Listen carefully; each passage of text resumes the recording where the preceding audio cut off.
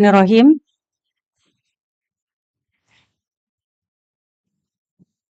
Assalamualaikum warahmatullahi wabarakatuh.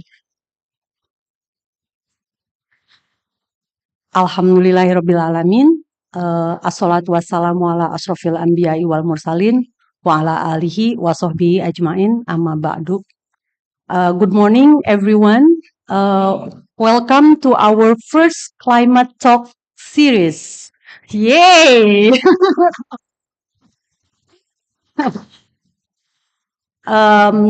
Why dispatch from Dubai? When I was here earlier, a friend of mine next to me asked that question. Why it sounds like military and police? Because I believe it's a noble mission to go to the annual pilgrimage of all the climate negotiators, activists, international agencies, academia, civil society to come to conference of parties to the UNFCCC. Yes, yeah, and UIII has our very own messenger who will deliver dispatch from Dubai. Please give a round of applause to Mr. Michiel Schaeffer. Yeah. But before we jump in to learn firsthand from Professor Dr. Michiel Schaeffer, we would like to invite Dr. Rifki Muna, the chairperson of Academic Senate at UIII, to deliver welcome remarks. Pak, mic is yours.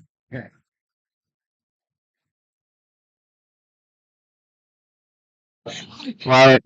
Assalamualaikum warahmatullahi wabarakatuh. Well, alhamdulillahirabbil alamin wassalatu wassalamu ala asyrafil anbiya'i wal mursalin wa ala alihi wa ashabihi ajmain. A very good morning, everyone, especially our speakers, our dear and respected Professor Dr. Michiel Schaeffer. He is a chief scientist, he is climate scientist, and he is also our lecturer.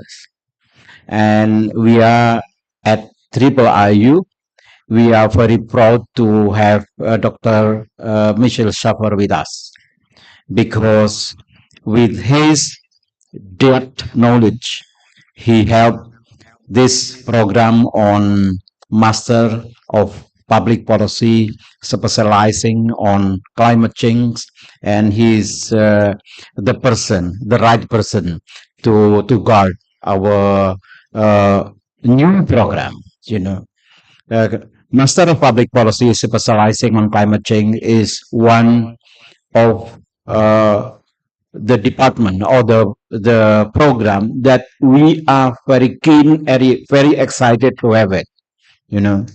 When we decided to set up this program, it is we decided with the full consciousness and understanding that issue of climate change or the threat of climate change is serious matters. It is not only about the impact to our society, but also it has great impact to our planet. From security studies point of view, sorry, my background is security studies. In the mid of 90s, I start to read on the issues of environmental security issues, like the new concept of security, which is partly also environmental security. So I'm slightly familiar with that evolving concept in the mid of 90s. So today we are very happy to start, if I might say. This is the first climate talk that we have and started today, and of course we hope that this kind of talk will continue continuously with no ends, meaning that we will continuously to have this kind of program, and this program is really needed when the talk today also will address the real issues that we are facing, especially Dr. Michel.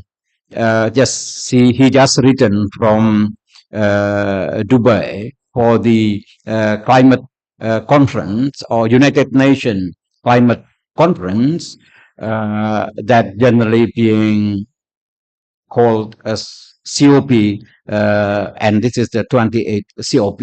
So that forum is very crucial in shaping not only global norms, but also international policies on issues of climate change from different angle and different perspective. And we are happy that Dr. Schaeffer was one of the participants for that as a climate scientist. And in addition, we have also Dr. Sony Mombunan, who is the director for the program, also attending the same program, the same activities in Dubai, meaning that we are fully on board with the process of the global debate and global dialogue on climate change. And Pak Michel has been involved. He has been involved with the processes and debate for international climate policies more than 10 years, or even maybe more than 15 years, So he really knows the nitty gritty, the detail of the issues of the climate change from those who are supporting the issues, for those who don't understand, and also from understanding the issues of the climate denials. What are the generally the basic ideas for those who are conducting climate denial. So again, we are in the right place. We have good experts, on this subject that we are developing, and we are also one of the program which is the first in well, there are several programs in this country, but Master on Public Policy on Climate Change is the first in Indonesia. And also we move faster in that thing. We move faster in that situation. I hope that all of students try to study hard to understand the issues well, so when you are graduate later on, you could be good. I'm not saying an activist, but also policy activists, good policy activists on the issues of climate change. Because climate change is not only purely academics. Well, of course, the academic research support is needed, but there are a lot of the operational side, the advocacy side, the policy side, and how also to engage communities and different kind of levels of communities. So this is what we are doing here. And today we will have kind of debriefing. In the diplomatic life, they used to have debriefing on if we have ambassador just written from certain country, they will do debriefing.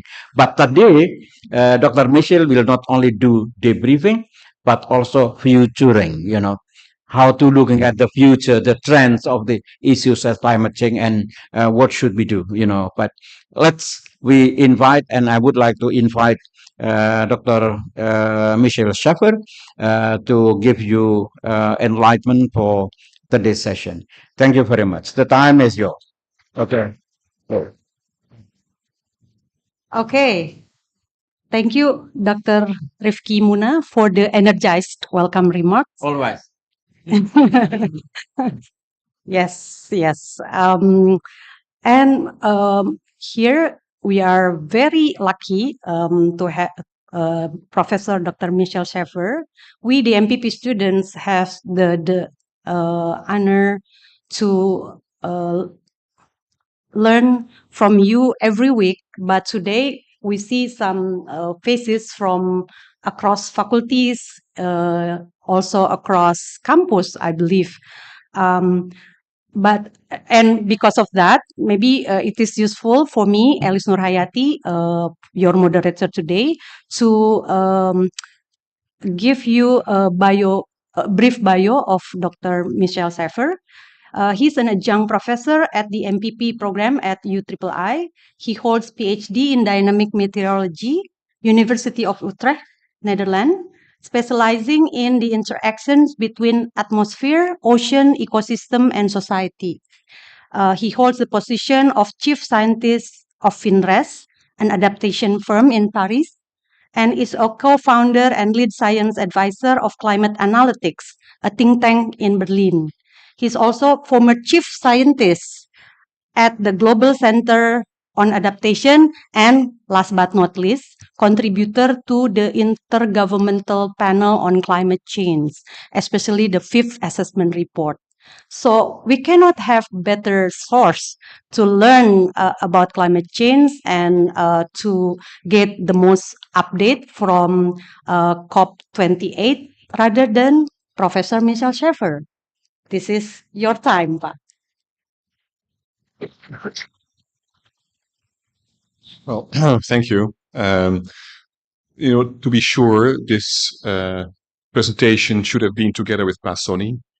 Passoni has, I think, as much experience as I have in the negotiations, but I understand he's still there, or he's coming back today, or otherwise that wasn't possible.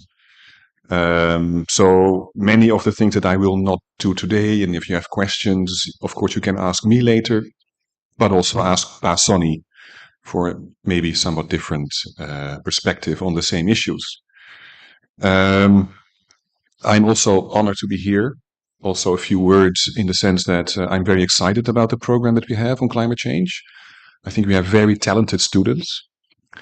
And so that's a great pleasure to teach.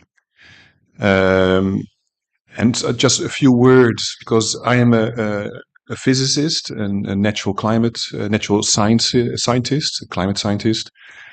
So why am I teaching at the Faculty of Social Sciences and political sciences?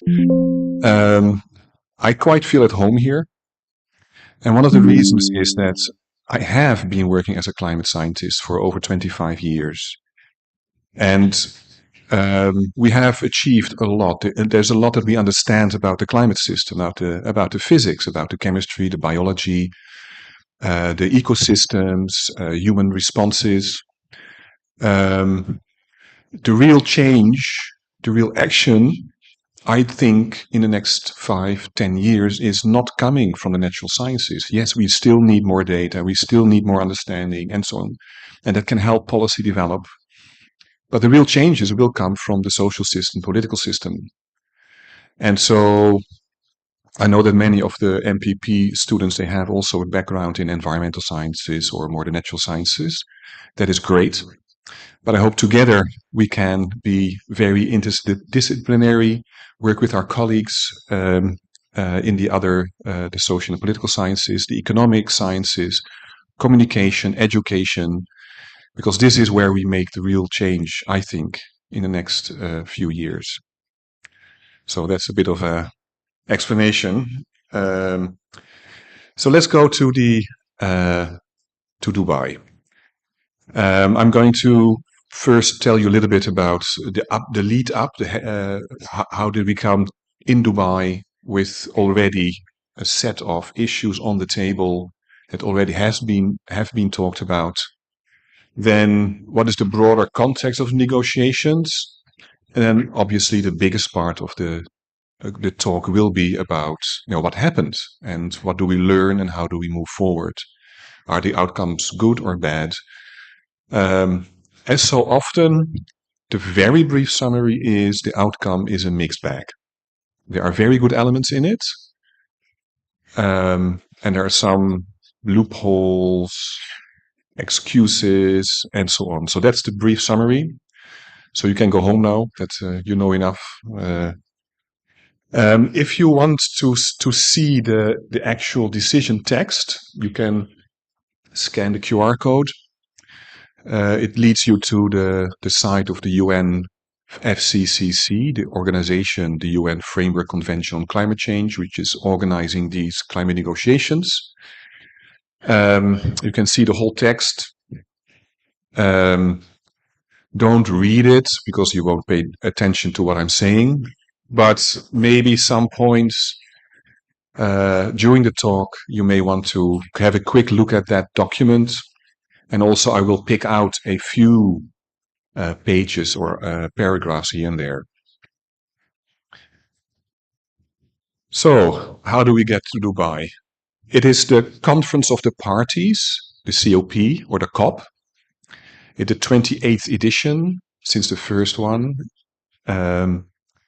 And so last year we had the COP in Egypt, COP27. It concluded some very important elements, including a decision to set up a loss and damage fund.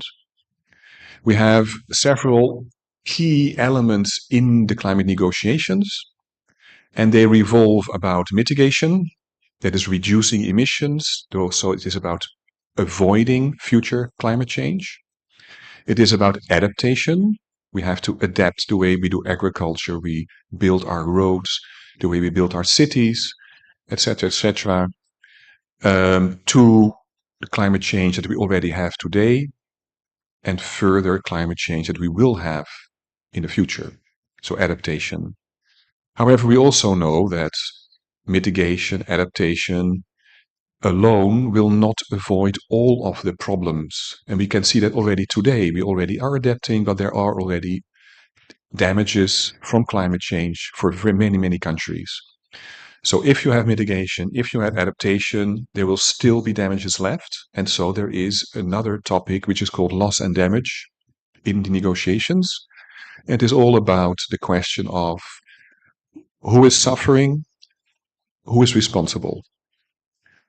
And in the very, very rough split, it is between developed countries, which have a history of very high greenhouse gas emissions, and the majority of developing countries that have small emissions over the past 1.5 century, so have a small responsibility, but that have the largest impacts and damages. And so a lot of that it has been discussed for many, many years. Last year in Sharm el-Sheikh, it was decided finally to set up a fund. And this year's COP, for a large part, was about how can we do this. Other issues on the table are, so we have mitigation, adaptation, we have loss and damage now. And then we have what we call means of implementation. And it is about assistance between countries. It is about learning. It is about capacity building and so on, to help all countries achieve their targets on mitigation and adaptation. And so this is called means of implementation, and it is split between finance, technology transfer, and capacity building. And there's also other elements in the negotiations. I won't go into depth, but if you look at the document later, you will see that there are other sections which deal with other topics, often a little less controversial or difficult in negotiations. So we had Sharm el-Sheikh 1 year ago. Then in June, there was a summit on new global financing, because international climate finance remains a very, very difficult issue with very slow progress. Then in June, we had a half-year negotiations in Bonn. Bonn is in Germany is the location of the Secretariat of the UNFCCC. And every midpoint between two climate summits, so between two COPs, every midpoint in June, there is a negotiation round in Bonn, in Germany, near the Secretariat of the UNFCCC. And these are more technical discussions and negotiations, usually not with ministers or heads of state, but more the, let's say the technical negotiators, experts, to make progress since the previous COP and to prepare the way for the next COP. So that was Bonn. Then in September, the UN Secretary General's Climate Ambition Summit. This is often organized around the General Assembly of the UN in New York. Again, also as a checkpoint, we had the previous COP, we had the mid-year Bonn negotiations. Now we're in September. Are we in a good position to finally in December have the next round of agreements and decisions? And so that led us up then to the pre-COP in October, another few days of intense negotiations, again to prepare the way for a COP. And why is it so important to prepare it well? Well, the COP is then split in 2 weeks. 1 week with the, let's say, the final technical negotiations, and then the second week where the real decisions are taken, mostly, often by ministers, and sometimes by heads of state. So, for example, in Copenhagen, many years ago, many heads of state were there. The conference was a disaster. That's a very different story. In Paris, 2015, heads of state, not ministers, took the final decisions because that was a landmark moment that we're still working on to implement the Paris Agreement. So that brings us then to the COP28 in Dubai, United Arab Emirates. And now, before we go to the content, I first want to give you a bit of an impression of how it is to be there. So the venue was sparkly. It's the Expo City near Dubai, a bit between Dubai and Abu Dhabi. It is a huge compound with many buildings, and so there maybe 1/4 of it has been closed off with the conference hall and only for official UNFCCC registered participants. And then 75% of the compound was, let's say, for other events, also some demonstrations by activists, intense activities of the fossil fuel industry to lobby against measures to avoid emissions. I'll come back to that when we talk about content. And then the 25%, which only allows officially UNFCCC registered participants. So that is negotiators, the people who actually do the negotiations. They're technical experts or scientific experts, which includes me and many of my colleagues at that organization called Climate Analytics.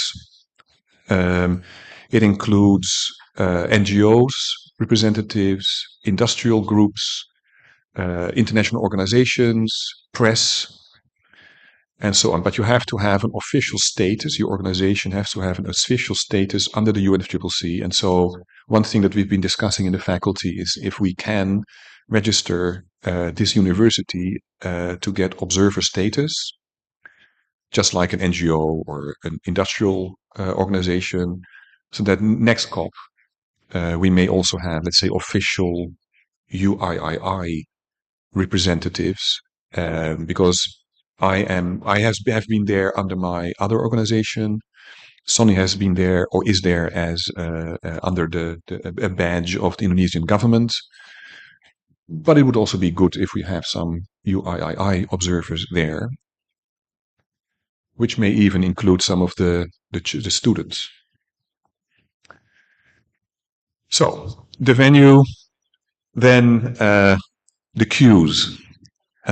Every day we went from the hotel to the venue. Depending on where people's hotels are, they spend half an hour, or 1.5 hours in transport. And then we arrive at the venue and there's a queue, which takes between half an hour to 2 hours to get into the building. And so, yeah, where do they come from, all these people? So what you see here is two things. On the left-hand side, it's simply countries. So we have two parts.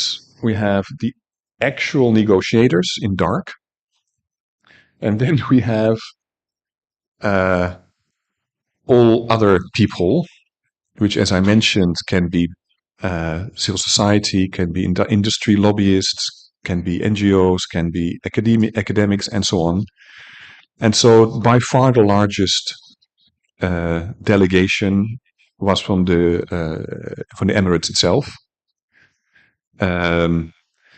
Secondly, we have countries like China and so on. But I don't know if you can see Indonesia here. It's huge. And what is also interesting to observe is the difference between parties or people actually there to negotiate and what is called overflow. So Sonny, for example, is on the Indonesian delegation, but in the overflow section, meaning that he's not, he doesn't necessarily have a mandate to sit behind the flag of Indonesia and then say, "Hey, I want to speak. I speak on behalf of the Indonesian government." And you can see that some countries, they have primarily negotiators, and others, they have a very large overflow part. And so these are people that are there to either learn or explain or make all kinds of networking, maybe because for future research, or maybe they are part of a lobby and they want some nice deals on the side of this climate conference, which can be and many things. It can be on fossil fuels, that happens, but also on renewables. Can be deals that have to do with forestry, with agriculture. Many things are possible. And so besides the actual climate negotiations, this is a sign of how big this thing has become in terms of all other things around it. And is this good or bad? Honestly, I don't have an opinion. I think it can be helpful, and I think there also can happen things that are unhelpful. So then let's look at the graph on the right-hand side. Here we have the total numbers from COP1 on the left-hand side in Berlin 28 years ago to COP28 on the right-hand side. And as you can see, it has been by far the largest COP ever, twice as many participants as the previous record in Egypt. And so we have 25,000 parties. We have, and so that includes the overflow. We have 15,000 NGO observers. Oh, sorry, it doesn't include the overflow. So we have 25,000 parties. We have 29,000 overflow. We have 15,000 NGO observers. We have 23,000 others, which are primarily the people looking for a good deal in the outside of the negotiations. Again, can be anything, and not necessarily all fossil fuels or renewables. Always also a lot of press. 4,000. Almost every country on the planet, when they can, they will send at least one person to cover the news for their home audience, because every country has their own interests in these negotiations. And so obviously they want a person to cover that for the general public, because the negotiators don't have time for this. They cannot spend their time writing messages home while they're in the negotiations. So the press is important to have there as well, also for increasing the transparency of the process. And in international organizations, 2000. Another aspect of negotiations, gender balance. So we have regional representation, organizational representation, and now we have gender. As you can see in blue, this has been the percentage of female participants, which the share of which has increased. It's still below 50%. We're now close to 40% female, 60% men. Going back in time, I was a master's student, like many of you are, when I got a press badge to cover COP1. So I've been in Berlin 28 years ago as a master's student. The first COP was very interesting. Yeah, it was not my idea, COP1, but just so you know. But a much smaller part of the delegates were female. So in that sense, it has improved. I have to say, back then I was there with my girlfriend, who is now my wife. And yeah, we were not together very long then, but now we are, obviously. And another nice, nice anecdote I find. COP6 was in The Hague, in my country, the Netherlands, and our oldest child was just born. She was 4 months old, and we took her to the COP because we both had to be there. We had no babysitter, and we even got her an official party badge of the Netherlands with her little picture on it, and we still kept that badge to today. So you see, it's also so it's also, it illustrates how it is also a human endeavor, these whole negotiations, and people there, they are humans, and they also get tired, sometimes make mistakes, and we have to have this process that accommodates this. I mean, these are heavy negotiations. These are 2.5 weeks for some people. Sleepless nights. It's very, very heavy, and especially if you're from a country with a small delegation. In particular, for example, the least developed countries and AOSIS, the Alliance of Small Island States. Often their delegations are 2 people, right? Compared to Indonesia, that's a big difference. And because of all of those different topics, these people don't sleep. And so the way to fix that or deal with it is that they form alliances. So the small island states have an alliance, the LDCs have a political alliance, there are other alliances, so that, they can have the most talented or most experienced person on the mitigation area lead the group in the mitigation topics. Same with adaptation, finance, and now loss and damage. So it's human work. And as I mentioned, we had the actual negotiations, and then we have all kinds of other events and talks around it, and they can be very helpful. And the Emirates, they put up a very interesting 2-week thematic program where you can look at where people have had really good discussions and collaborations and learning on all of these topics, and it can be on energy and industry, it can be on health, it can be on youth, nature, and so on. That's, by the way, another topic that is gaining traction or attention, not as a formal negotiation topic, but as a point of focus, which is youth. There are more and more youth representatives there, because the realization is that the real effects of climate change will come in the lifetime of most of you and your children, more than most of the negotiators, who are often as old as I am or even older. So youth is becoming more important. So that gives you a bit of an impression of the whole circus of the climate negotiations. It's not just the actual negotiations about pieces of text. it is all the rest as well. So let's move into more of the content. So what is the situation when we moved into the COP?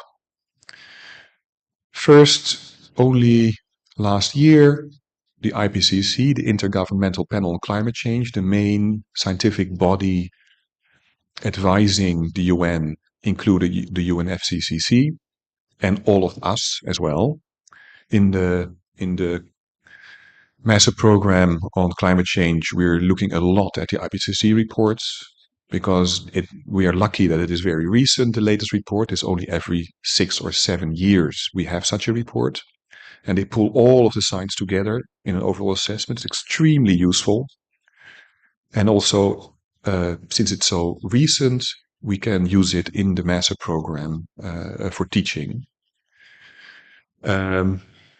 Main message: we have the Paris Agreement. It has a global goal of limiting warming well below 2 degrees and pursue efforts to limit it to 1.5 degrees. And you have to imagine 1.5 or 2 degrees on a global scale represent an enormous amount of additional energy in the climate system. I told you I'm a physicist. And that energy, it goes somewhere and it does something. And that is what's causing these climate changes. And so 1.5 degrees seems not so much, but it represents a huge amount of energy that we keep in the system because of our greenhouse gas emissions.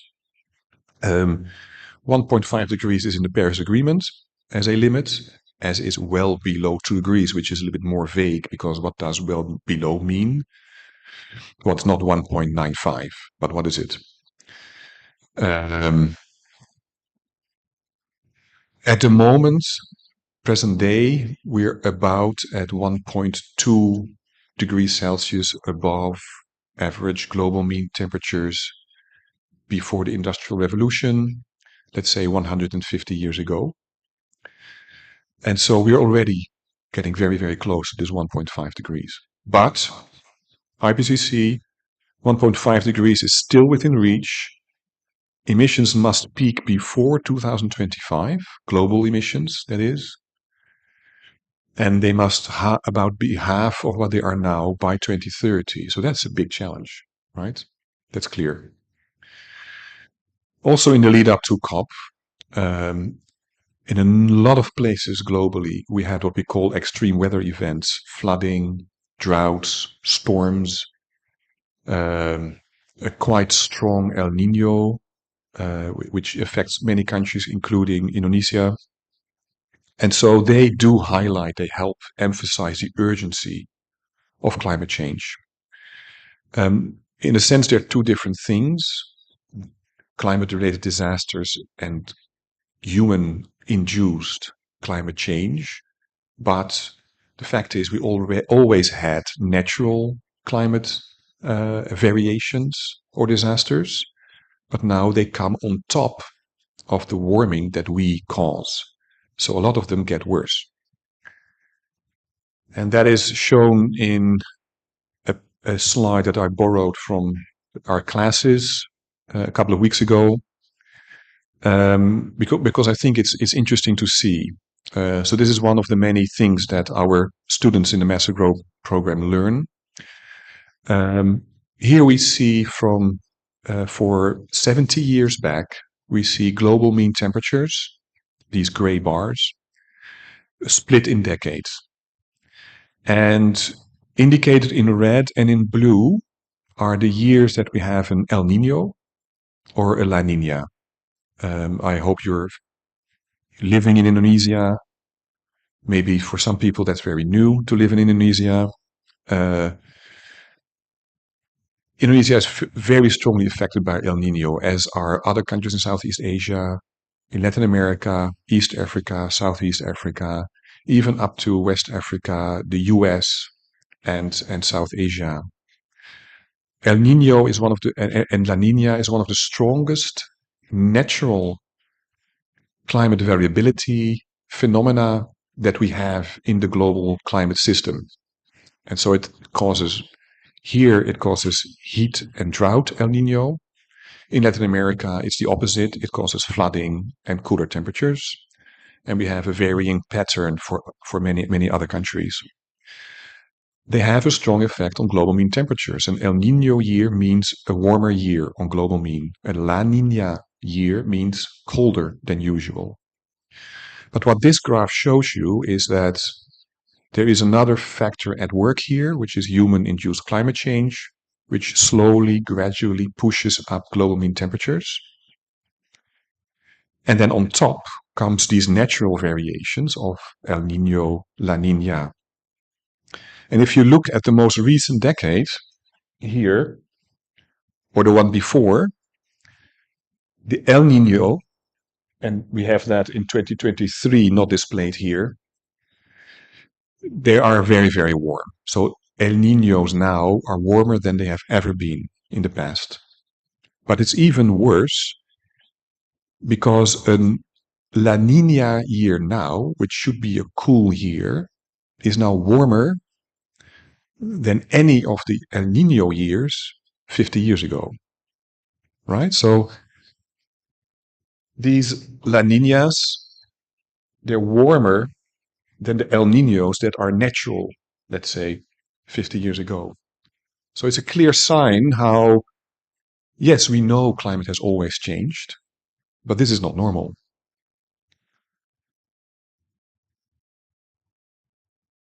Now, expectations were high, and also fears that it would all go wrong at COP.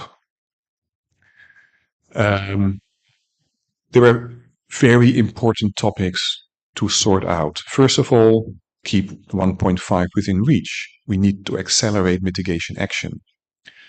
Then complete the first global stocktake. Under the Paris Agreement, every 5 years, the parties have to take a moment to reflect, collect a lot of data. Are we on track with mitigation? Are we on track with adaptation? Are we on track with finance, capacity building, technology transfer, all of those topics?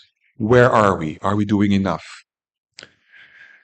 Thirdly, operationalize the L&D, the Loss and Damage Fund. There was a decision last year. Now it needs to be decided. So how's it going to work? Then complete the GGA framework, the global goal on adaptation. In the Paris Agreement, we have a global goal on temperature limits. Also in Article 4 of the Paris Agreement on emissions. We have to have a global net zero emissions by mid-century or early second half of the century. And then finally, scale up and improve access to finance. So very important topics. But the dynamics were difficult. Even going into COP, we knew it would be difficult. Every COP puts multilateralism in the spotlight. Does it work? Countries, all 198 countries come together and try to agree. Every COP decision has to be agreed by all parties. In a sense, every single party has a veto and can block negotiations. So you can imagine that is really difficult. It's not just a majority, it's unanimity. And so if multilateralism would fail, as it has a decade ago, over a decade ago in Copenhagen, that also puts then the Paris Agreement in question. Is it credible to have this global agreement if we don't actually do something with it? So huge pressure. Then at the moment we have very difficult geopolitical elements. We have the war by Russia in the Ukraine, Israel in the Palestinian territories. How does that affect these negotiations? Because they cannot be completely isolated. You will have delegations of countries that in other areas of politics meet each other in more or less positive ways, let's say, and that transfers partly to these climate negotiations as well. Then there is historically a lack of international climate finance, a lot of promises by developed countries. For example, there is the promise to mobilize, not pay, but mobilize $100 billion per year by developed countries. And I say mobilizing because it's not that they promised to pay 100 billion per year from public finance, but to mobilize partly by public finance and partly by getting the private sector globally to invest more in mitigation adaptation. Well, this hasn't happened. They said it would be by 2020 to reach this milestone. I think they got to about 70 billion per year, which is, a lot, but not enough, and not enough to keep their promise. And so there's still this lack of trust in that area as well, that what countries say they will do, will they actually do it? Then heightened expectation on strong ambition, mitigation, adaptation, and so on. And then there was the presidency role itself. The host country is chosen within a UN world region, and the COP rotates between regions. So next year it is Eastern Europe and Russia that is hosting, and it is Azerbaijan who is now agreed to be the host country, and the region agrees who will be the host country, not the other regions. So they provide the host country, and the host country alone will then decide which person will be the president of the negotiations. In other words, who will lead negotiations, chair the most important meetings, and has the very, very heavy influence on the agenda of what is being discussed, what is not being discussed, and when it is being discussed. And this was particularly controversial in the Emirates case because they nominated their oil minister, which many criticizers of climate negotiations thought would be not helpful to get a strong, ambitious outcome. There were, however, others who said, well, but maybe it's good because the fossil fuel industry is very powerful. And so we need them at the table. We need a deal which includes them as well. Before the negotiations, the COP presidency had 4 areas of focus: fast-tracking energy transition, slashing emissions before 2030, transforming finance by delivering on old promises. I mentioned many promises, limited delivery, and setting a framework for a new deal, putting nature, people, lives, and livelihoods at the center of climate action, and mobilize the most inclusive COP ever. Well, at least it was the biggest that we know. And then Sultan Al-Jaber, the president, he did say 1.5 degree is leading. So there were positive, let's say, expressions going into the negotiations. So now we go into the context. I have a couple of topics. I will show you some of the key issues and then key outcomes for each of them.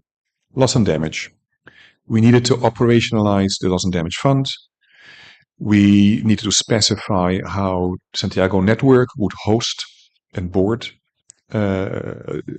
determine the host and board location. Also request for a standalone loss and damage agenda item. I mentioned mitigation, adaptation, etc. Now we wanted loss and damage as a separate negotiation item every COP following. Very good news. You may have read in the news already at the start of the negotiations, there was a breakthrough and it was agreed, essentially. That was very, very hopeful. Partly because of the pre-COP, a couple of weeks before the COP, which already achieved more or less an agreement. So other key agreements is to come back to these topics and in the next negotiations on different elements, which I won't go into depth, but also a characteristic of the deal, which is a little bit controversial but agreed, is that for the next 4 years, this new loss and damage fund would be hosted by the World Bank. And then they would formulate the future together with the loss and damage fund board. Why is it controversial? It's because the World Bank is dominated by developed countries. And there are many developing countries who want a stronger vote in how the loss and damage fund would work and how it would serve their interests. But for the next 4 years, at least, it's going to be the World Bank. Then we have the global stocktake. Very, very important. Key issues, identify gaps. Where do we not do enough? Adaptation, mitigation, means of implementation, meaning finance in particular. Then we wanted the global stocktake to have a very clear plan. We need to correct course, strengthening reduction pledges. They're called NDCs, Nationally Determined Contributions, but also on adaptation. There were expectations that it would explicitly address fossil fuel phase out. It has never been in any negotiation decision text for 27 years that we need to reduce fossil fuels.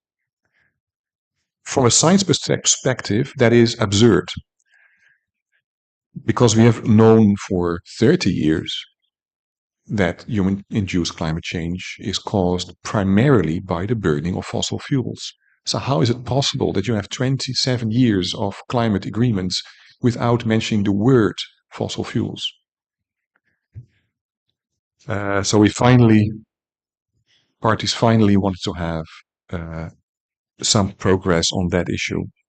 And then many other areas, as I mentioned, loss and damage, global goal and adaptation, MWP, which is essentially a mitigation work program. It's a special committee that works in parallel to the climate negotiations on a very specific topic. We have mitigation. We also had a work program on just transition, GTWP. And then we have the NCQG,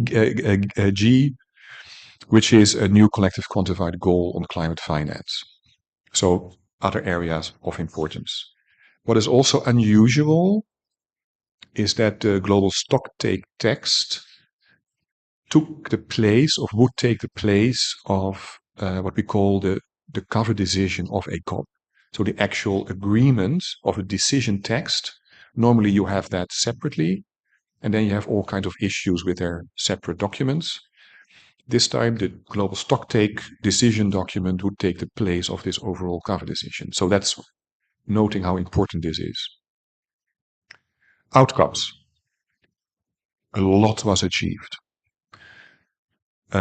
Strong reference to science. So we have to listen to what the data says, but also many gaps and shortcomings identified in current action by countries. Not enough mitigation, not enough adaptation. A reference that global emissions have to peak before 2025. So it is a sort of a further specification of the text that is in the Paris Agreement on this. Reduce emissions 43% by 2030, 60% by 2035, in line with IPCC science. Big challenge. And then how do we agree this? And here we go with very new decision text on an energy package. Tripling renewable energy globally. We're talking globally, so it doesn't have to be in every country. Doubling energy efficiency, transitioning away from fossil fuels in energy systems. This is a very hard-fought bit of text, and we can talk about that alone for 2 hours. Why is it not phase out? Why is it not phase down? Why is it only fossil fuels in energy systems? If you want to have another 2-hour discussion, let me know.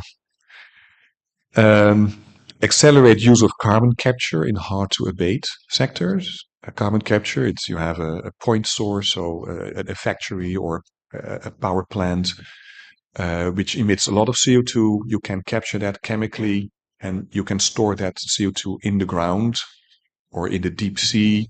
Can be very controversial, but there are some pilot projects to do this. And the idea is that this would help with some of industrial sectors in particular, where we don't have technologies otherwise to reduce emissions. Reducing non-CO2 emissions. CO2 is not the only greenhouse gas, in particular methane. Accelerating emissions from roads. That was a particular issue. And then phase out inefficient fossil fuel subsidies that do not address energy poverty or just transitions. Again, a formulation thought about for many, many days, if not weeks and months, but also the first time this is mentioned. Because it is odd that in many countries, like in my country, the Netherlands, we have 40 million euro per year in subsidies essentially for fossil fuels. And then we spend 10 million on renewable energy. The numbers are wrong, but just in terms of a scale, you can see that fossil fuel subsidies, they work against other parts of policies, and it's just very, very inefficient. We agreed on a technology implementation mechanism, very important. Technology transfer is also lagging behind. And then to establish an annual global stocktake dialogue. So because the stocktake is every 5 years, but now we have a more continuous update cycle throughout the years, so we can keep up to date. So stepping aside a bit, can we peak soon? Well, one of the reasons that parties felt confident that they could agree to this decision text is because there are in the data clear signs that yes, with all of the actions being taken globally, with renewable energy, etc., it looks like we are close to a peak. And the International Energy Agencies says that we could actually peak CO2 emissions as soon as this year. So let's see, 2024, 2025, if indeed for the first time in history, global emissions would go down because of the actions that we take. They have gone down before. This dip that you see a couple of years ago, that is the COVID pandemic, the effects of reduced economic activity because people were sick or what is it? Yes, thank you, in quarantine.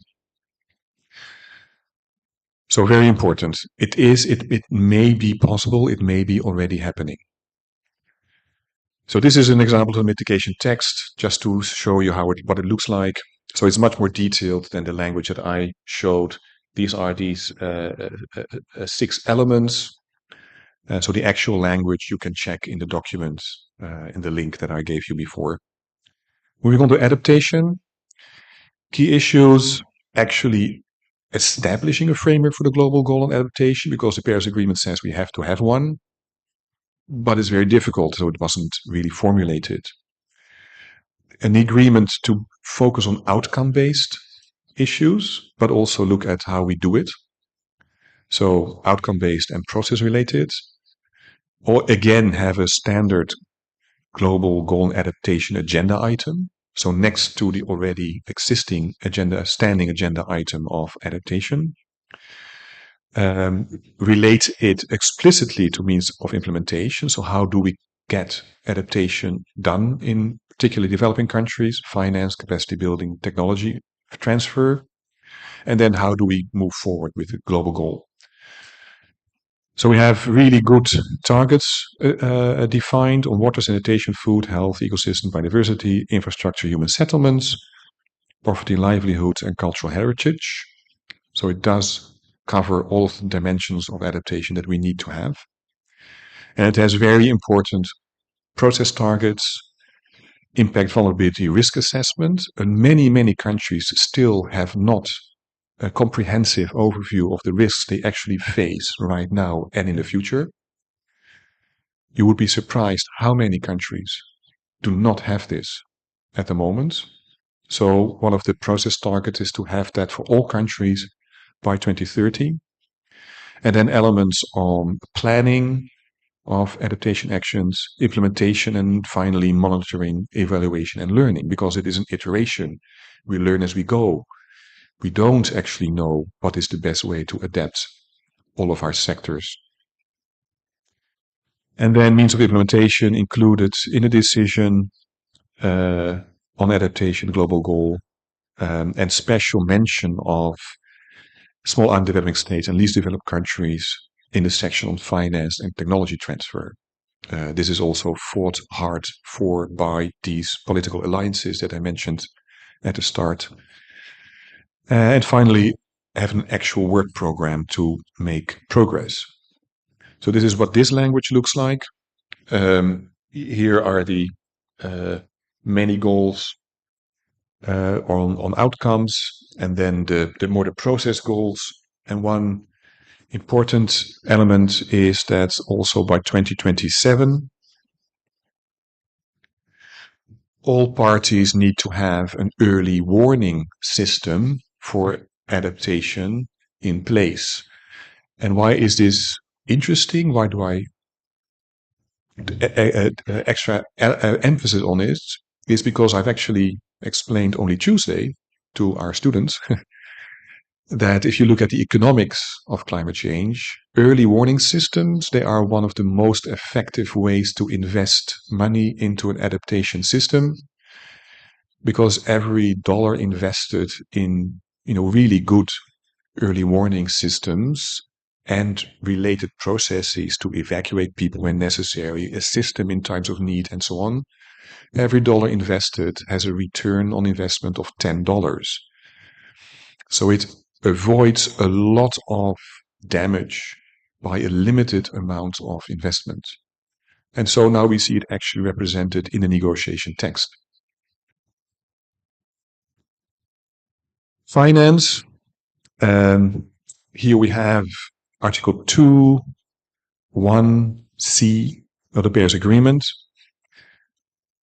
making finance flows consistent with a pathway towards low greenhouse gas emissions and climate resilient development. This one little sentence in the Paris Agreement is about finance.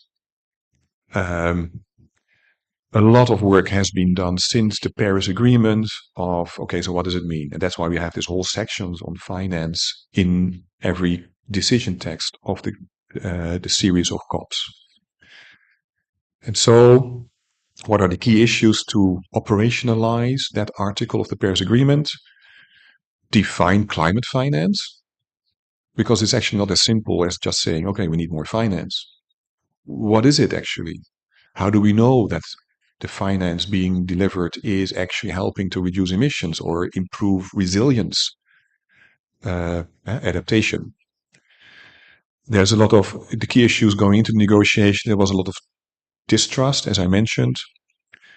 We needed to have a real change of the game because of this. And so we wanted to have this new climate quantified goal. Push to developed countries. Are you really delivering enough? Do you realize, of course, they do, that it is falling short of what we need? And then make sure that there is a real coverage of this finance discussions across all thematic areas. Outcomes. As I mentioned, we have a loss and damage fund now, or it is being operationalized. We have solid first commitments by developed countries to contribute to it. Almost 200 million. Obviously, that is by far not enough to cover climate damages of developing countries. But the idea is that we are setting this thing up. We need to sort out how it will work. And then when we have it set up and it does work, then developed countries will provide more funding. The big question is, of course, that we have a history of developed countries promising a lot of finance already, and a lot of that has not been delivered. So while this is one of the good versus bad mixed bag things. We have a fund finally. We have a start of actual funding. Will it deliver in the future? Let me think what to pick out here further. We really have progress in finance covering all other thematic areas, I think is for now the most important thing. As my students know, I have a lot more to tell than fits within the time that we have. It's a weekly problem with my lectures. And we have the same problem today. But we're getting towards the end. This is the final text on finance.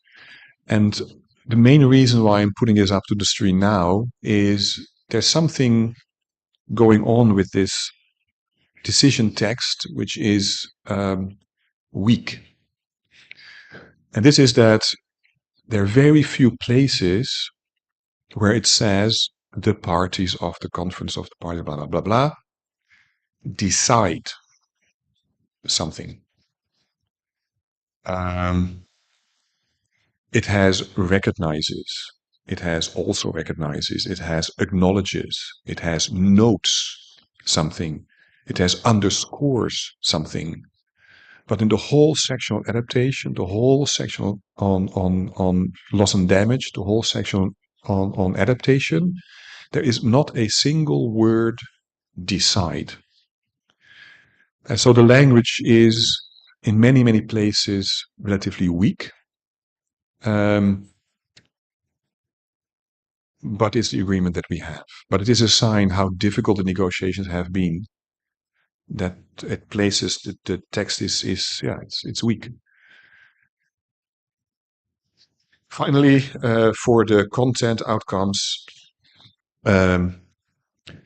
key issues going into the Just Transition work program. For people who don't know this, Just Transition is about the transformation that all our countries need towards zero emissions, towards adaptation.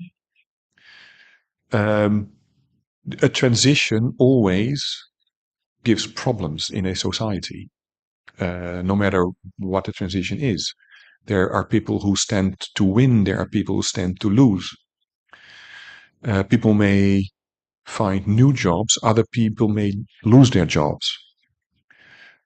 Different parts, layers of government, they will gain new forms of revenue or they will lose forms of revenue. Think of Southern Sumatra, which has a lot of revenues from coal production. If this goes away, that revenue goes away. So what do we do? And that is all within the concept of a just transition. Key issues, recognition of special circumstances of LDCs and SIDS. One reason is that their economies are often less diversified, or the technological capacities are smaller, or simply the countries are smaller. So it is much more difficult to do a just transition and to switch from one source of income to another source of income. So special circumstances, that the global transition pathway and the speed by which we do this needs to be balanced with national circumstances. So it is, every country has special circumstances, you could say, but they're a little bit more special for LDCs and SIDS. And then there is the key element that it does need to be in line with science and Paris-aligned pathway. So we do need to get to 1.5 degrees. Key outcomes, again, a recognition of the importance of the science driving decisions, or at least guiding decisions. That there are fundamental linkages with mitigation and adaptation. Again, it may seem trivial, but it has never been recognized in the COP decision text, that there is this thing called just transition. That there is a real solid work program in place, guided by the CMA. The CMA is all the parties that have ratified the Paris Agreement. So under the UNFCCC, there is the CMA. And then a recognition of the need to scale up the means of implementation to help countries to make a transition and to do it in a way that is fair and just. So those were all of the specific outcomes. Now I'd like to finish with 2 observations. The overall balance. 2 clusters, one inside the actual negotiations. Overall, it's pretty good. As I mentioned, the language is weak. But the fact that we have some of this language itself, just that mere fact, is a big step. We never had fossil fuels. We never had a just transition. We never had a global goal and adaptation with all the specifics. We never had loss and damage, in an actual fund. So that's real progress. Mitigation action, we still need a lot more. And the language is too vague. So it's not great, but it's not bad. We have completed the first global stocktake. Even that had been in question. We have completed it. We are really on track to operationalize the loss and damage fund, as well as completing the global goal and adaptation framework. That's real progress. Finance, not bad, not great. So that's the negotiations themselves. And then we had the whole 75% of the other people and events around, a very high presence of oil and gas lobbyists, 2,500 lobbyists from fossil fuel companies. That is 10% of all the country delegates. The COP was very, very mediatized. A lot of press, including on the presidency, because it was somewhat controversial. And then there were, even though there was a lot of skepticism going into this by the Emirates leading this, by this particular a person being the president or the chairman of negotiations, that same presidency, remember the huge amount of Emirates delegates, by far the biggest, even because even as it's such a small country, there were a lot of other positive side deals on high ambition partnerships, a declaration on climate finance, on health, renewables and energy efficiency, many countries signing up to this. So the tripling of renewable energy, the doubling of energy efficiency, originally that was not in the negotiation text, but because there was this parallel initiative also led by the presidency, and so many countries signed up to that side initiative, then that created so much momentum in the negotiations that it finally also found its way into the negotiation text.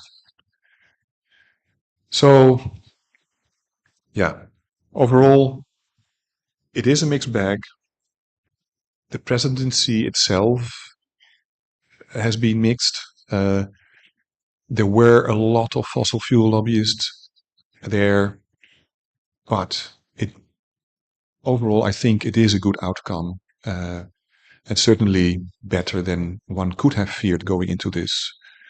And it is a really good starting position for next year in Azerbaijan and all of the negotiations leading up to the next COP. Let's give a round of applause. I know you guys have burning questions to Dr. Michel. I hope the 1 hour presentations successfully beneficial for us to download all the knowledge that Dr. Michel accumulated from Dubai. I verbatim quote, borrow it from our dean, the downloading of the knowledge. That's why the name of this event today, Dispatch from Dubai. All right. And I believe we need to extend our time allocation of initially we will be finished by 11, but do you mind if we continue for another half an hour for question and answer? Yes? Okay. And if I may, it was not all my fault because we also started a little bit later. But for fun, I just want you to know that I have to give the same talk to virtually for an event in China, in Beijing, starting at 12, 12. and I have 10 minutes. Oh, you only have 10 minutes. Oh no. All right. Okay, let's make the best out of these 10 minutes. Yeah. No, sorry. The same presentation Uh-huh. I have 10 minutes for. Oh. So my students know this is not going to happen. Yeah. But please don't be overwhelmed. Even me, students of MPP, not familiar with all of the jargon, the lingos, the acronyms. But it's okay. We have the experts to ask. And then don't worry as well, because apparently it takes 28 meetings to finally people agree to address the elephant in the room, which is the fossil fuel, how to reduce it to 1.5 degrees. And then one more observation, we can also see everything from either a glass half full or a glass half empty, about the chairmanship of Sultan Al Jaber, about the loss and damage fund being managed by the World Bank, etc., because everything will come with pros and cons. All right. So without further ado, I will welcome questions from the floor. Okay, Bang Izul here in the, and then Nizar and Keas. What about gender balance, guys? Teres, maybe you want to ask? All right. Okay. Mas Izul, please be brief. Don't be another panelist, yeah? Thank you. Thank you very much for the good news from Dubai, Professor Schaeffer. I'm interested what you mentioned regarding the war, the escalating tension in the Middle East and the western of Asia, in the Ukraine-Russia war, Palestina, Hamas, and Israel war. Is there any effects on the world to the climate change? Maybe scientifically, you as a physicist, maybe well, these people and countries around the world are struggling to tackle climate mitigation, to take the 5 degrees of increasing temperature becoming realized not as soon as possible, but some countries making war. Is there any effects on it? Maybe they are doubling or they are tripling from the normal war transportation emission. Thank you.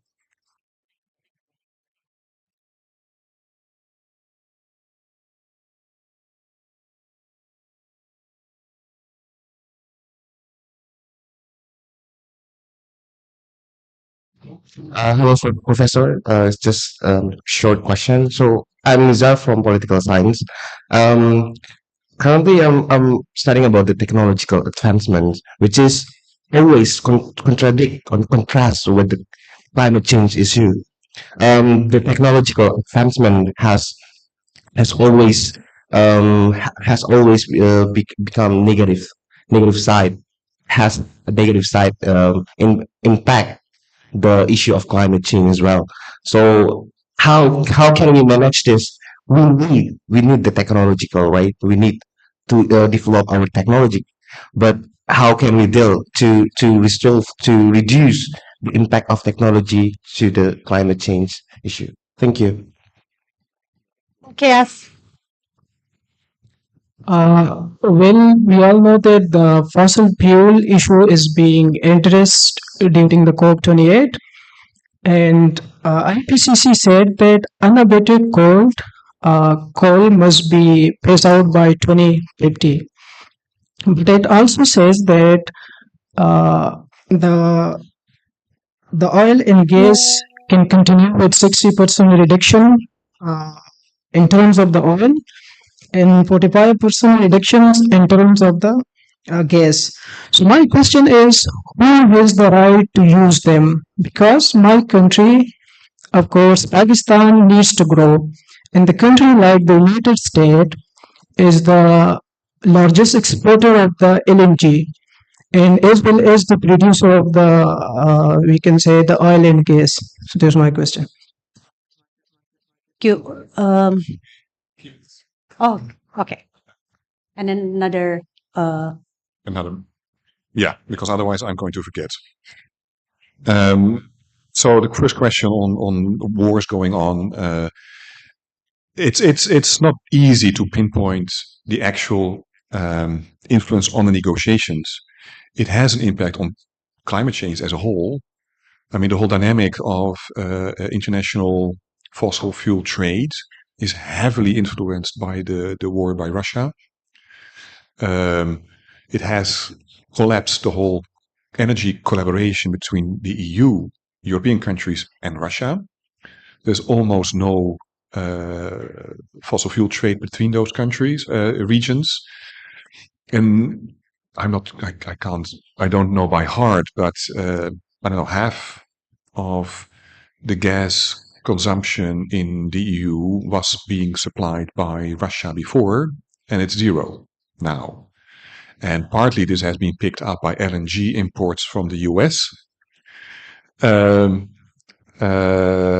partly by from African countries, but also partly by an increased use of coal. So the EU had been working to phase out coal, but then partly replacing by gas. But then the gas trade with Russia collapsed. And so a couple of these old coal-fired power plants were again, brought up to speed, and so emissions increased. So it has a real issue. I think every war has different elements. The war by Russia in Ukraine has implications on the energy front. It also has implications for food security. Ukraine delivered a lot of grain to African countries, for example. It is a very, very, maybe the highest yielding cereal production country in the world. That has collapsed because of the trade barrier by Russia. So it also relates, therefore, to, you could say, resilience and adaptation for African countries. The war that Israel is now fighting on Palestinian territories, it has a lot to do with climate change as well, because part of the conflict between the state of Israel and Palestine people is about water and drought. And every year of climate change and increased drought in that region is a cause for further conflict. So we have all of those relations in real life, and we have the same in all of the other conflict areas. We have Myanmar, which is unresolved. We have the Uyghurs in China, where very little protest internationally against these conflict areas. So they translate into the negotiation, at least at the level of further distrust. I don't know if there's a negotiation and if there's a Ukraine delegate, and if the Russia walks into the room, the Ukraine delegate leaves, or vice versa. I don't think that happens. But it does cause additional distrust and,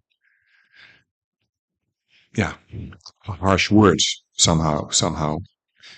On technological progress, we need it because we need renewable energy.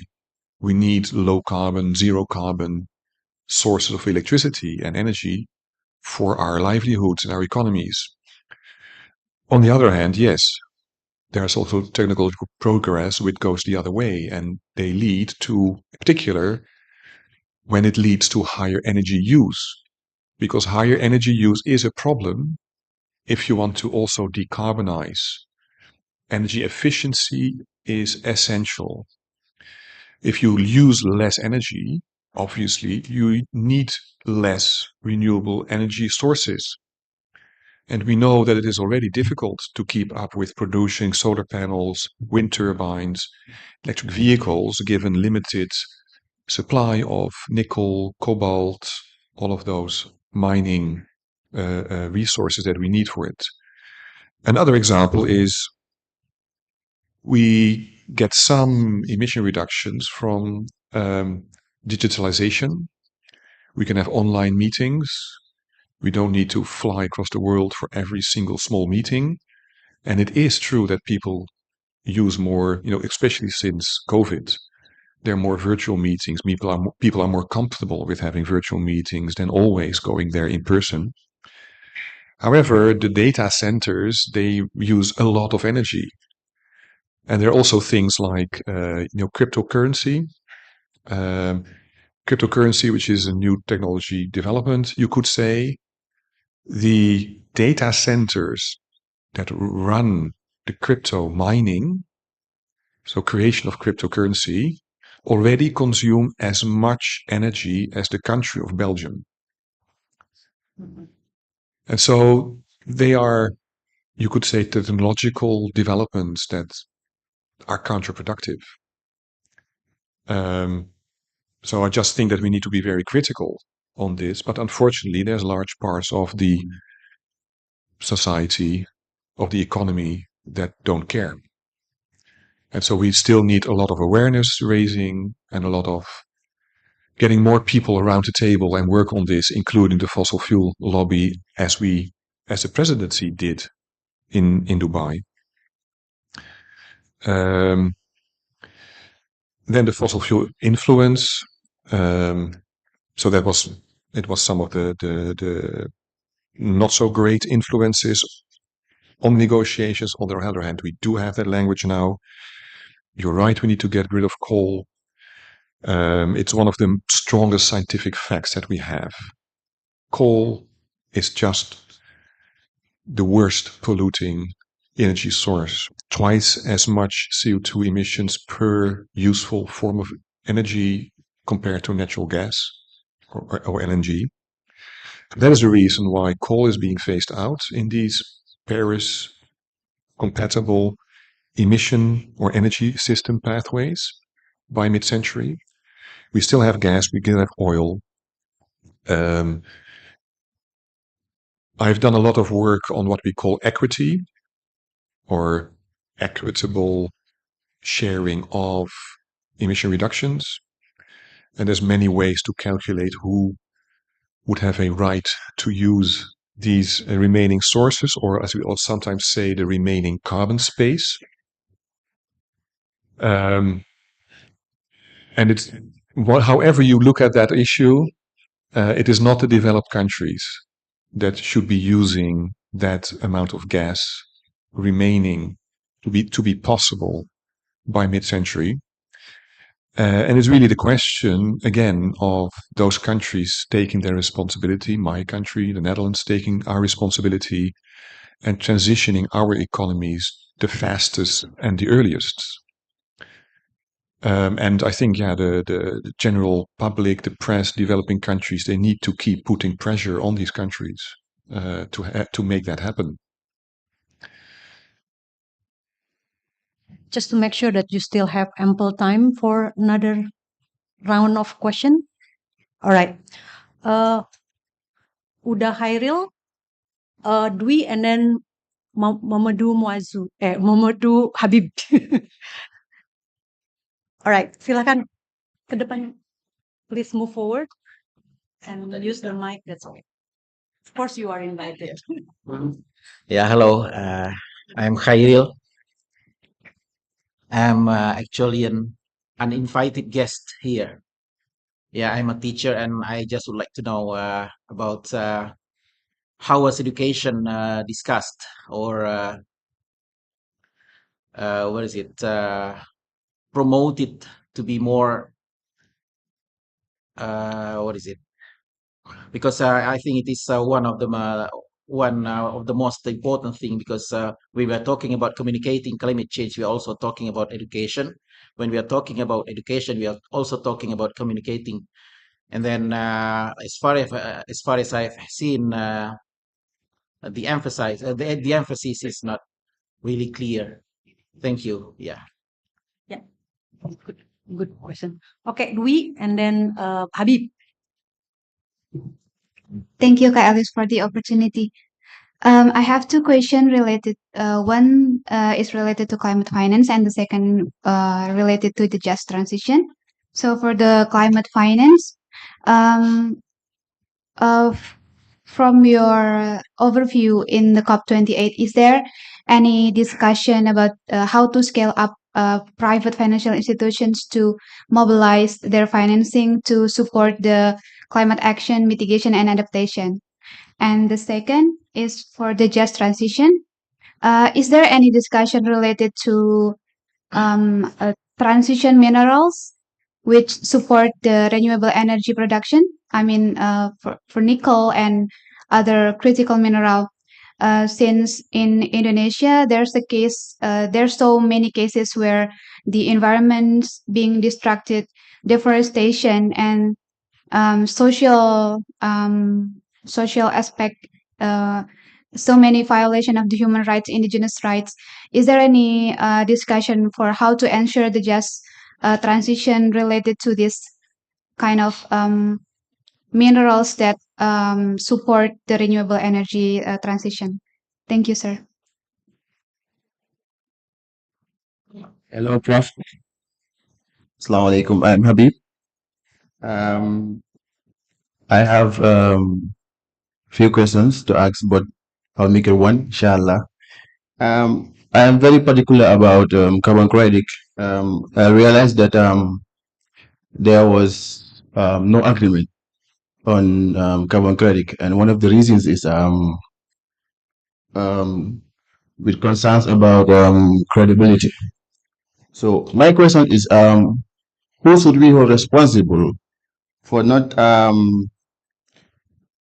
for the doubts that the negotiators have with regards to credibility concern of carbon credit? Because coming from a vulnerable country, an LDC country, we are very particular about carbon credit, because we want to leverage on carbon credit at least so that we can, finance our adaptation and resilience. But now, who should we hold accountable? Who should we blame with regards to credibility concern? Thank you. Yeah, thank you very much. Starting with education, I pulled up this slide again.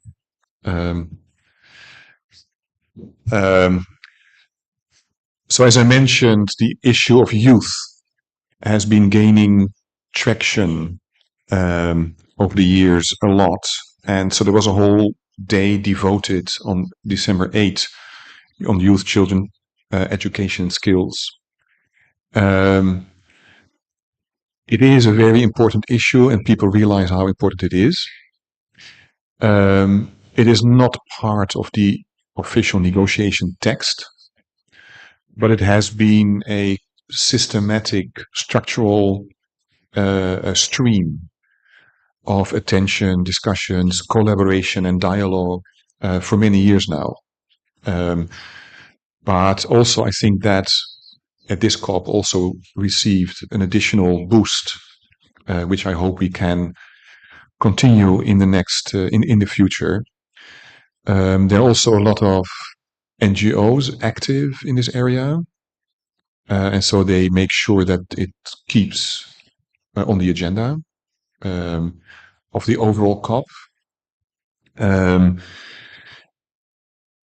Besides this, I can only agree, not just because of, let's say, future generation, but also because of the effort in education, the attention to climate change as an issue and what we can do to avoid it and to adapt ourselves. I believe every person in this era needs to understand, because every person will be confronted with it at some point in their future. And so it is really, really important. And it helps with actually all other areas that we've been discussing with all other questions. Because that takes me then to the next question on the private sector. We need a lot of education and communication towards youth, yes, but also to those parts of the society that are not doing enough. And the private sector is not doing enough. It doesn't really matter which country you look at. And it doesn't matter if you look at mitigation or adaptation. Well, it doesn't matter actually. In adaptation, it's even worse. There are a lot of companies that already do a lot on mitigation, because they understand that in many cases, some of the new renewable forms of energy can be cheaper in the lifetime of an energy system than a coal-fired power plant or a natural gas-fired power plant. And so that's it's proven in the data that apparently that's a very convincing argument to private sector companies to invest in these technologies. So if you look at the total climate finance globally, then about 85% is going to mitigation, only 15% going to adaptation. And it is not just because governments pay more attention to mitigation. Of the mitigation finance, about 50% is private sector investments. In the adaptation area, it's only 5% of global investments that are made by the private sector, and 95% is governments. So not only does adaptation receive much less funding, but the private sector involvement in adaptation is pitiful, is pathetic. And one reason is that it is much harder to explain what are the benefits for a company to invest in adaptation versus mitigation. Mitigation, you can have very clear calculations. You invest X, your returns on investments will be Y, and they are bigger than X.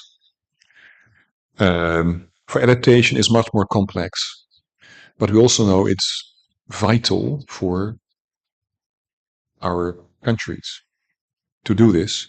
So a lot more awareness raising, communication, education needs to happen, not just to youth, but also to those parts of the economy that are behind in terms of taking action. Hopefully, by doing this, we can therefore also increase the private sector involvement in adaptation, investment, and finance.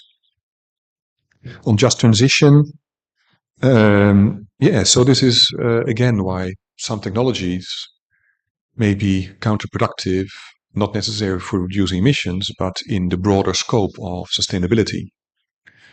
And yes, we have, for example, nickel mining, I think in particular in Southeast Sulawesi, is really problematic in terms of pollution, not just because of direct mining, but also because of the energy used, which is coming from coal-fired energy plants.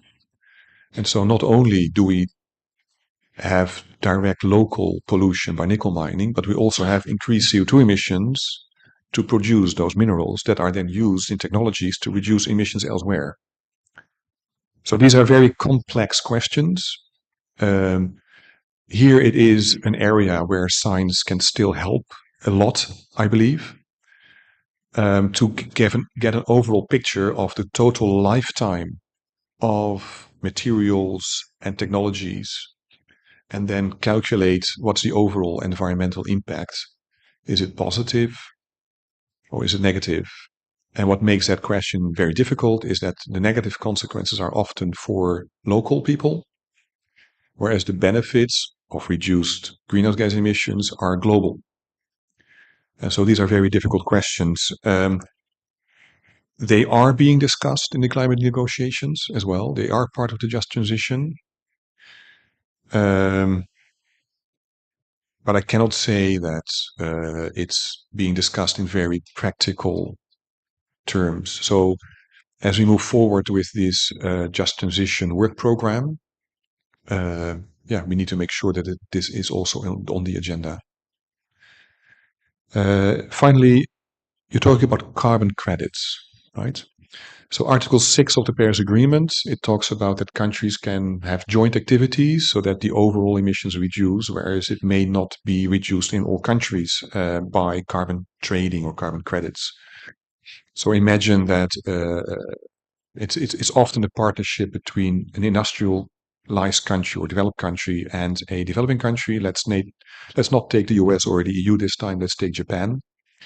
Japan is making deals with many countries in developing countries in Asia, Africa, the South Pacific, so that Japan will invest in some changes in those other countries that lead to emission reductions, which Japan then will use to say, see, we are reducing emissions, not on our domestic sovereign territory, but elsewhere in the world. And the world, the climate system doesn't care where CO2 emissions come from. It all gets mixed in the atmosphere and it affects global climate. So if Japan pays for emission reductions elsewhere, the net effect for the climate system is the same. And the big issue then is credibility. And there are a lot of issues with this. One has to do with permanence of emission reductions elsewhere. For example, one way that countries have been trying to reduce the overall emissions is by paying for reforestation, afforestation in other countries. It has benefits if it keeps the forests there. They're not deforested, which would release CO2. And there are other benefits, including biodiversity and so on. However, there are also real credibility issues. They have to do with permanence. So maybe the emissions of the deforestation are avoided. However, will that forest always be there? And there's even NGOs who say this is neo-colonialism because countries pay for forests which then never can be touched anymore by local people. So who's responsible for this? And there are also transaction costs, double counting. Baseline issues. So what would have happened in those forests otherwise? Is this really additional to what would have happened otherwise? Maybe they would have not been cut otherwise. So then this is an empty deal, and the emissions by Japan would be, it doesn't help. So there are a lot of issues with this. These discussions are still ongoing. It is an area of concern. It's not entirely impossible that it would actually help, but we don't have really good control on these bilateral deals because it is a bilateral issue. Earlier, it's a long history, but before the Paris Agreement, we had the Kyoto Protocol. And under the Kyoto Protocol, it was only developed countries which had obligations. The Paris Agreement essentially has all countries to have obligations. But the only way to have all countries agree to obligations is that all obligations are voluntary. They are nationally determined.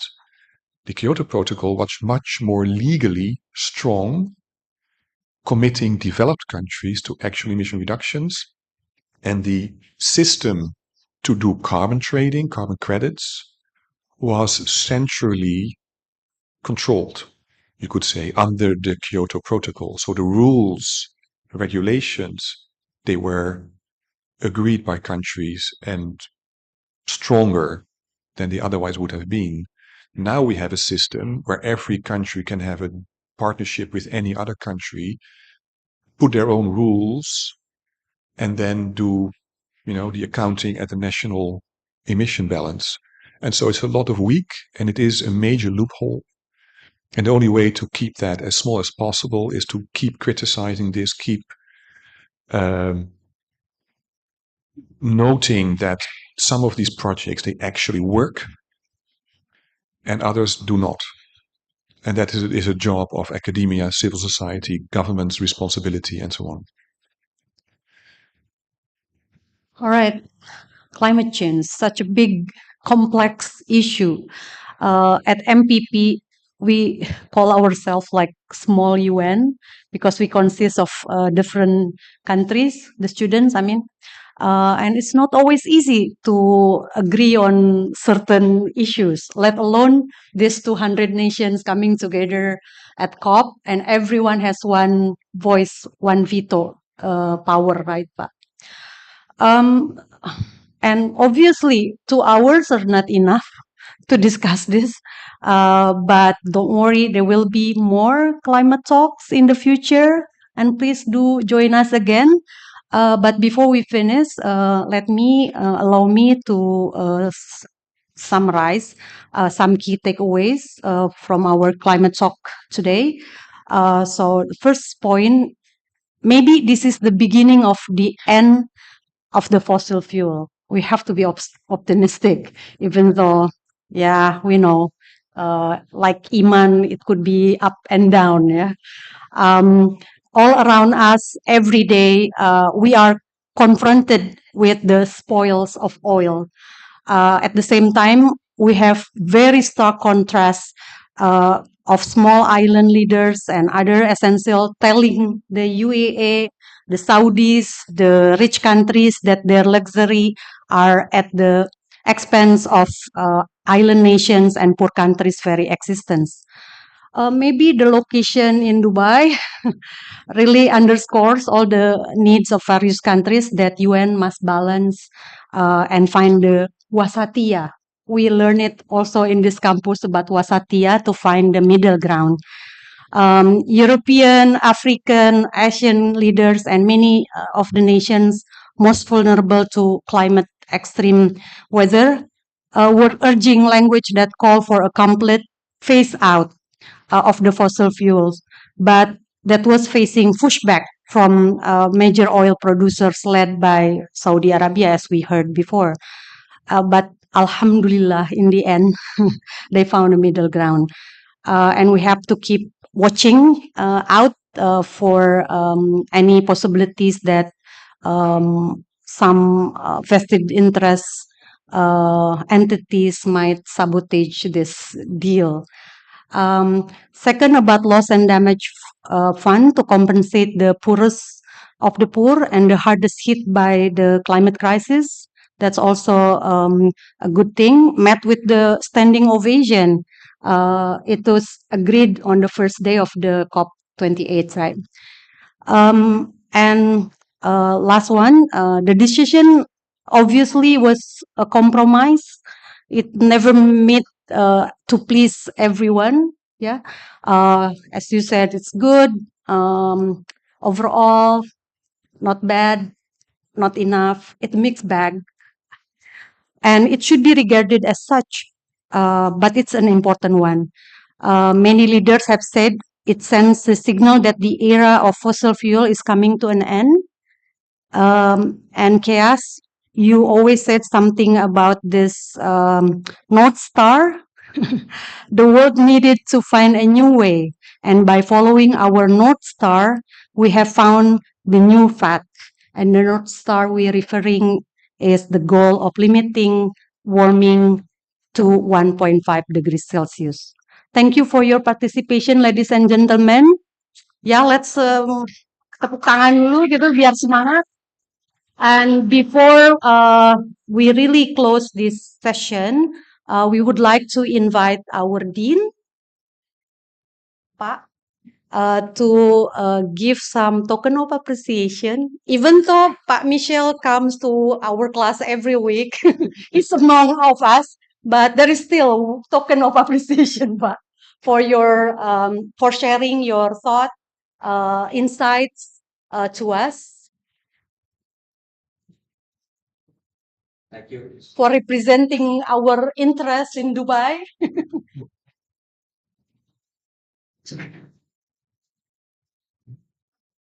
Sorry, I'm wear mask.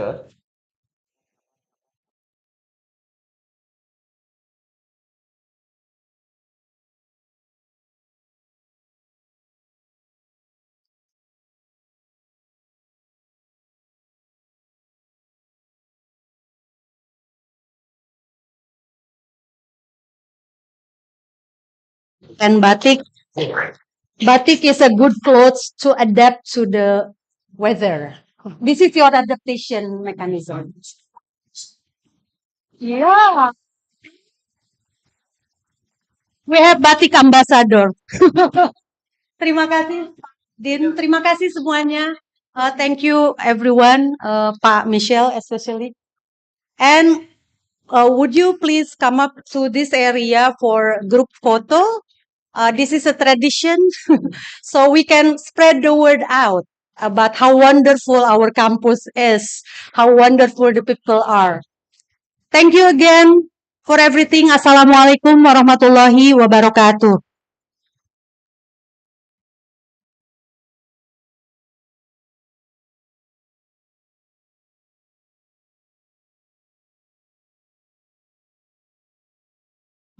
One more announcement.